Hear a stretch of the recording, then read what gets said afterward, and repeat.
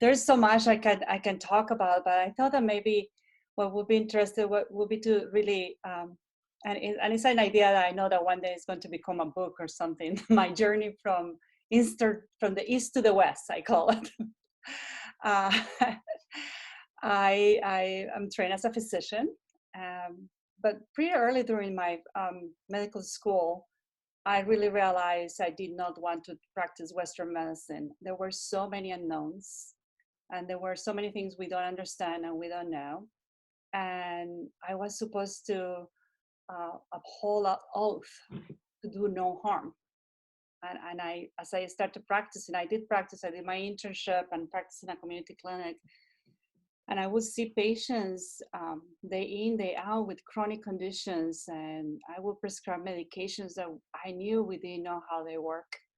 And then they will come back for the side effects of those medications, and then I will prescribe medications for the side effects of what I just prescribed. It did not feel like I was healing. I knew I was not addressing the problem. So it felt like preventive medicine was the way to, if I could not fix them, let's just prevent it.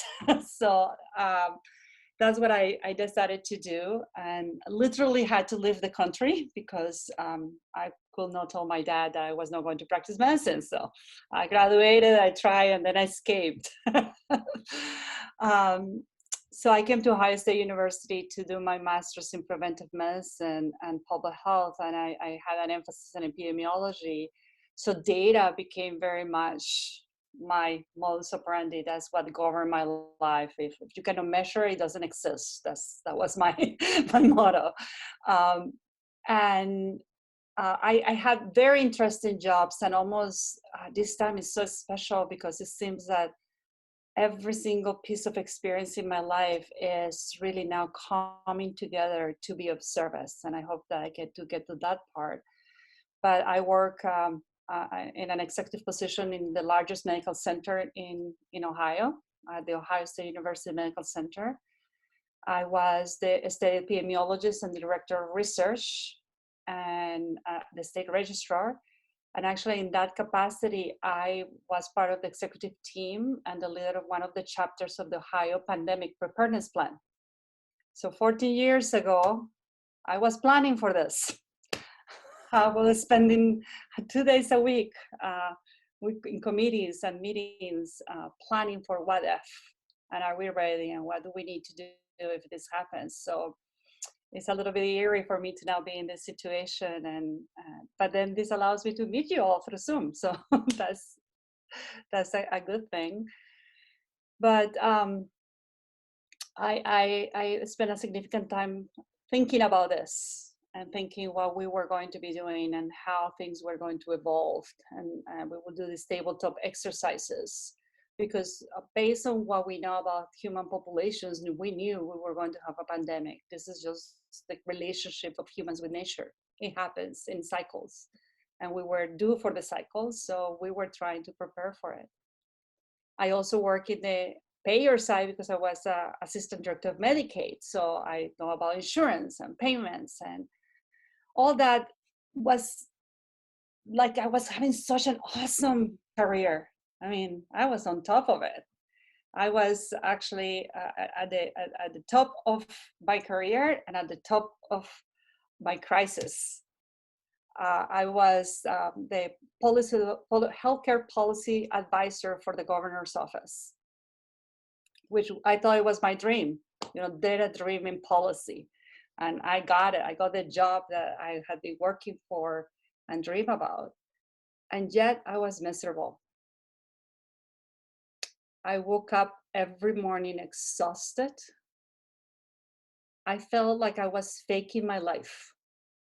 I was faking being a professional. I was faking being a mother. I was faking being a wife. And I went to bed even more exhausted and feeling a fraud and thinking, tomorrow is the day they're going to find out that I'm a fraud and I don't know what I'm doing. And that just, I at least had the intuition that was no way of living, that there had to be more to life. My daughter, my oldest daughter, is non neurotypical, has some different brain activity and characteristics. And at that moment was hitting a crisis, and it really required me to um, decide between my job and the health of my daughter. So that was an easy decision. So I quit my job, and I spent 9 months just being with her, taking her to therapies, attending to all her needs to ensure that she had the best chances in life. And I can remember this moment where I was feeling, now I'm a failure as a professional too. It's like I am not doing anything right. And realizing that I thought that life was about me until that moment. I thought I was such a thing. I was all that, and I was going to change the world. And all of a sudden, I have these two kids looking at me and asking me questions. And I don't know what happened, but in that moment, I realized that the only job that mattered, the only thing that was important was that they were going to change the world. They were the ones, they were my mission, and they were my job. And I needed to get better. I needed to find something so I could teach them how to be better, how to fulfill their mission. I'm convinced that these two girls are going to be something else in this world. And I started searching and looking, but I still have the science brain, right? So you all guys are crazy and be living cuckoo land with all this spiritual stuff and things. So I didn't want any of that. So, but I started studying science and learn about mindfulness and the power of mindfulness. So I had already started doing some research and read some articles, especially one from a um, neurologist, a neurosurgeon, and she had an injury and then couldn't do her physical training anymore. And then she started doing mindfulness and found some changes and did a very interesting study of actually structural changes in the brain. So I was beginning to maybe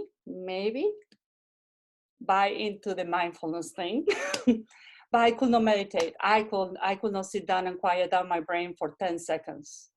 This thing is like a machine with 10 open tabs and doesn't shut up at all. So I could not.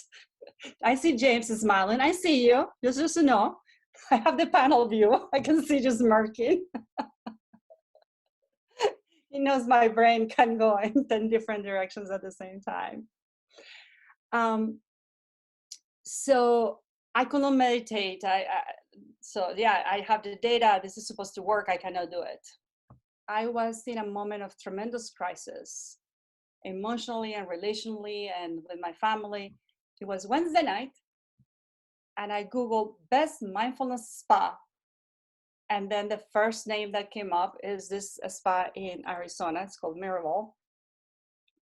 I landed Friday morning, and I had bought a 10-day all-inclusive, give me everything that you have package. I didn't even read what that was. So I thought I was going to learn some meditation. They were going to probably teach me some yoga. I was beginning to dabble in yoga, and then I was going to be in the pool, having healthy food and healthy drinks. That was my vision of what I was coming to. And when I arrived and they check in, they hand me a piece of paper. This is your program for tomorrow morning. And I opened the page, and there's all these activities with weird names like Reiki and craniosacral. And I'm like, what the heck is this? I don't even understand the language. Do you have an English copy? Because I don't understand what this says. And I was like, oh my gosh, I guess that I should have asked a little bit more questions. But okay, I'm here. They drop you in a minivan, they drop you there, and they leave. You're in the middle of the desert, and I had paid, so I was going to have to stay there. So my first service was called a sound bath. And I go to the assigned building, and it's in a pool, and there's a lady and a gentleman in the water, and they say, welcome. Just the way they say welcome, I knew they were hippies, they were on drugs, and they were charlatans because nobody could be that happy. That just was not possible. So I very reluctantly, because again, I'm trapped in the desert and I don't have another place to go, walk into the pool. And the most curious thing happened. The gentleman is a physician. And then I said, well, we started talking because I, of course, being a perfectionist, I arrived 5 minutes earlier. So I got to talk to him. And then as we started it was a group um, service, as other people arrived and we started talking, they start talking about the science of sound.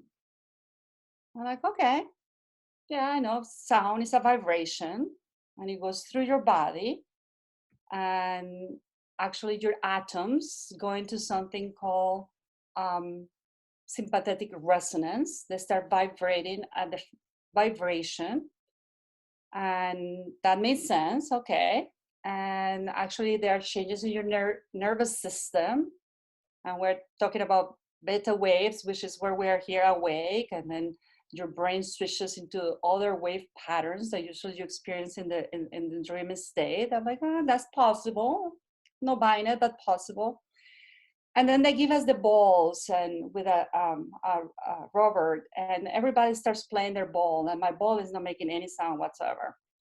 So obviously I raise my hands like, sorry, mine is broken. Mine is not making any sound. And yeah, that was the face that Tim did. It's like he just smiled, like, okay, have mine, which was making sound. And as soon as I got it, mine is not making any sound. Everybody else is playing their ball, and mine is making zero sound. So he stands next to me and it starts telling me really weird stuff, like, you need to be present with the ball. Like, I am here, the ball is here. I'm like, we're present. What are you talking about? What is this present thing? I don't understand this language. Well, you have to release expectations. Don't try to perform and do it well. Like, why would be worth doing it if it is I'm not going to do it well? Not just well, I have to be the best one in the pool. So otherwise, why will I even try to do it? He spent 15 minutes. We were late starting because he spent 15 minutes trying to coach me to understand this concept of being present and being in the moment with no expectations, with no desires, no thinking in the past or in the future, just there for the experience, whatever that experience was. 15 minutes. And then the ball make a sound. The moment that I felt this surrender, I'm like, okay, I'm going to do what he says. And the ball made a sound. And I got so excited because, of course, I performed well. So I stopped. I was like, okay, back to be present. Okay. And I started playing. And then I realized I have not been in this space probably since I was a child. I have not been living in the present time, but always in the future, always in the past, ruminating about what I did and then thinking what I'm about to do. So if that's all that will have happened those 10 days, I think it will have been enough for a deep, deep transformation. But more came during the sound. I guess my atoms started getting in resonance and my nervous system did whatever, but that felt as a transcendent experience in my body. Something physical happened in my body. And I left the pool knowing I had walked out as a different person. And I was determined to understand what that was because that could have not been magic. So I need to understand it. And that was my experience with so many of the tools, HeartMath and Reiki, and everything I have certified on, I experienced that those 10 days. I did the horse therapy. I did so many cool stuff. And with every experience, I just started realizing there was another dimension that I could be living in, that there was a different space in this earth and within my heart that I had never explored. And I wanted to really get that connection. I left walking in clouds those 10 days. And I remember our layover was in Las Vegas and we have to change planes. And it was such a shock. Within 5 minutes, I was back into my head and upset and planning and making phone calls and checking emails, and the bliss was over. So, but when I go home, I'm like, how do I get back that? I want to get that back, but I need to understand it. So I signed up for a conference of the science of energy medicine. And just imagine me like within weeks of even discovering all these things, I'm signed up for another 7-day experience. I signed up to all the pre-conference workshops and the post-conference workshops. And I was there with people that I did not know, like Joe Dispenza and Dr. Lipton and David Rosman, who taught my first workshop of HeartMath, and Greg Braden. But I didn't know who these people were. They were speaking science. I speak science. I was asking questions. They meant nothing to me other than what they're saying makes sense. And that was one of those first congruences in space and time. And I'm going to reveal how much of a geek I am. My hobby is reading quantum physics. I actually enjoy reading and learning quantum physics. And all of a sudden, all they're speaking is quantum physics. So I was like, okay, I'm home. This I can understand. Now I can make the connection. And that just opened the appetite to learn more and more and more. So I started training with zero expectation of making this my career, because I was not going to be one of those crazy people. So I just wanted to learn more how this works. And the more I learned, the more I grew. Actually, my HeartMath experience, even with David Rosman teaching the workshop, I got the biofeedback tool that we use, the inner balance, just to prove that was not true.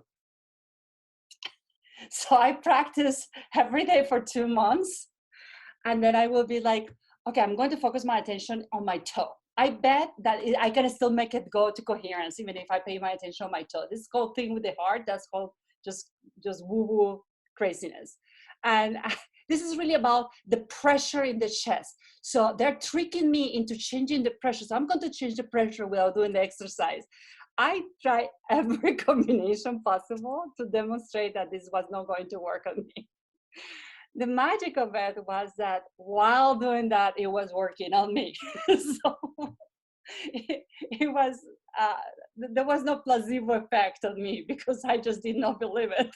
I was trying to prove it was wrong. So that was the change and the transformation and the spaces I started living. That's where I wanted to live. I wanted to live in that space.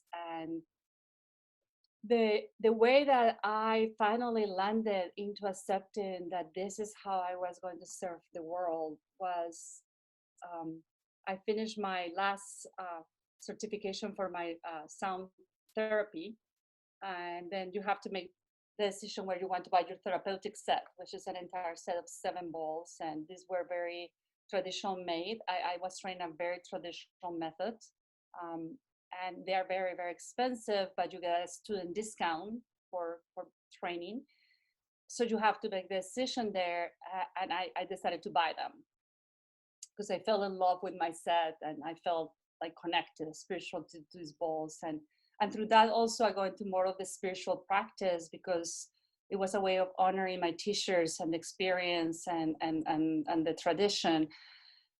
I arrived home with buyer's remorse. I'm like, oh, why did I buy that? Well, I'm never going to use that. I mean, that's a self-indulgence, but because I will be caught dead before I play this for anybody. So they arrive on a Wednesday and I unpack them and play them for an hour and a half. And I felt so fabulous. And I just felt, this is beautiful, but I am never going to do this for anybody else. I should have never bought these balls. And then I got a call on Friday to ask me if I could come for a drum circle. And I'm like, nobody's going to hear the balls in a drum circle. Oh no, don't worry. Just come to the drum circle. I just come to this address. I never even asked what is this for, because I was going to I was exploring sounds. So these are people that I have gone to drum circles with. So I show up with my balls in suitcases to this address that they gave me into a church, and they point me to the basement. And then there's a person in the door says like, oh yeah, just a second. We're about to finish. You guys are the ones closing the retreat. And I said, what is this retreat for? And it was a retreat for survivors of sex trafficking. And I had no idea. And I was like, oh, no. I am no, this is serious stuff. This is not just for us to jam and play together. Oh, you are going to be fine, don't worry. And all of a sudden they open the door and I'm shuffling with everybody else. And I'm like, oh gosh, don't let anybody listen to this. So we did the circle, and they're doing the drumming and I'm playing my balls. I was like, yeah, no, I can't hear anything. And then the elder that was playing the grandfather drum stops and then says, Sandra, so now why don't you close us to bring us back into a calm state? Why don't you play the balls? And everybody went quiet. And I was like, okay, spirit, it's your turn, because I have no clue what I'm doing. I did not review my sequences. I cannot remember anything. I was freaked out. So I actually used my HeartMath tools, connected to my heart, closed my eyes, and started playing. And I played for about 15 minutes. And when I opened my eyes, I truly saw the colors of the room changing, and people were in tears, and there was complete different transformation of all the people in the retreat, and they're hugging me and thanking me. And that's the moment I realized, I guess I have arrived to the West. Now I'm part of Cuckoo Town, and I'm happy to be part of the Crazy Fox. And it wasn't that easy. It took a year and a half before everything transferred. And I think James and my team will say I'm still trying to accept that I am a little bit magic.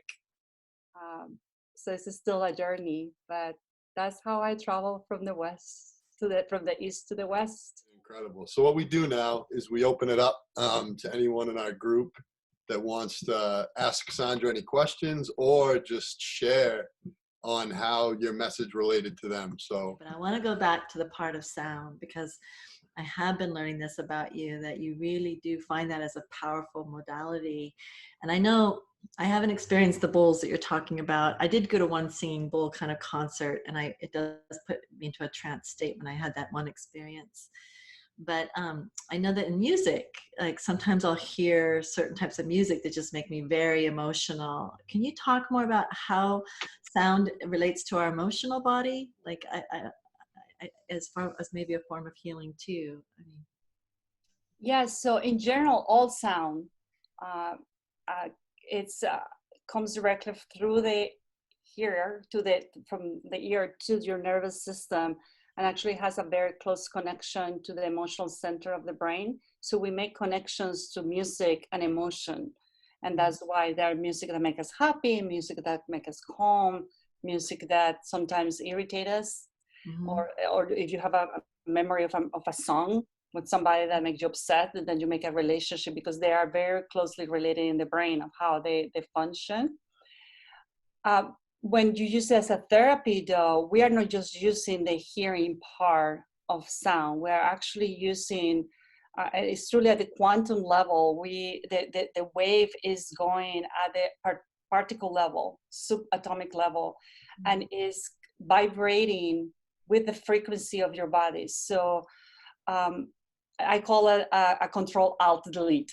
You literally get reset to factory settings, because the molecules that we have in our body have a particular signature frequency, and the balls that I play actually match most of those frequencies. So as they travel through your body, they're resetting you at the atomic level to the natural alignment of the atoms in your body. So that obviously now energy can travel easier through your body. The same thing happens with the nervous system. It just helps reset the nervous system. Now, when I'm doing sound therapy, I actually listen back. The balls are interacting with you energetically and as a physics phenomenon. The energy of the sound is traveling through. And just like when you have sound and you hit something that's rubber or wood or glass or water, it changes how the sound comes across. So I actually, I call it almost like an echolocation. I can hear and get a picture of the energetic distribution of densities in the body based on how these balls sound back.